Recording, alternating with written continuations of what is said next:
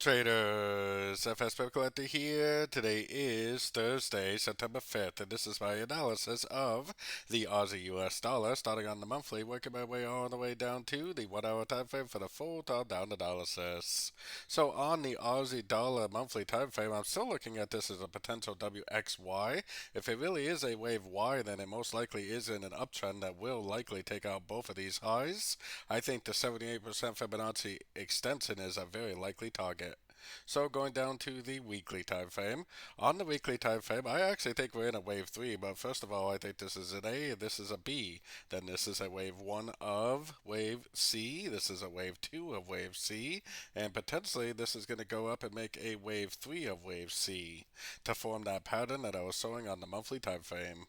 Taking it down to the daily time frame, we're definitely in a pullback right now, and this move down looks very strong, which makes me think that this is potentially only a wave A. Maybe we are going to drift up a little bit, probably for a wave B, and then probably go back down for a wave C. I would expect to see some sort of a three-way pullback down to one of these lower Fibonacci levels potentially before we continue the uptrend. Probably subdivisions of a wave 3, so like a wave 1 of 3, a wave 2 of wave 3, and a wave 3 of wave 3. So taking it down to the 4 hour time frame. On the 4 hour time frame, I still am looking at this right here as potentially a correction. Like I said, I think this is likely a wave A.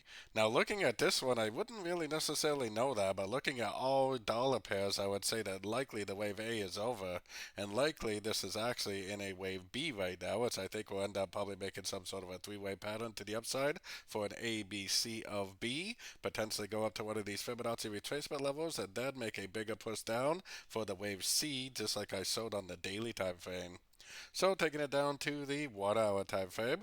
On the 1 hour time frame, we are kind of drifting down a little bit, and it does kind of seem like it probably would drift out a little bit, but I think this is actually a 1, 2, 3 pattern of wave B. So A, 3 waves down for B, and then potentially back up to like the 61% for a wave C, maybe in the 78%.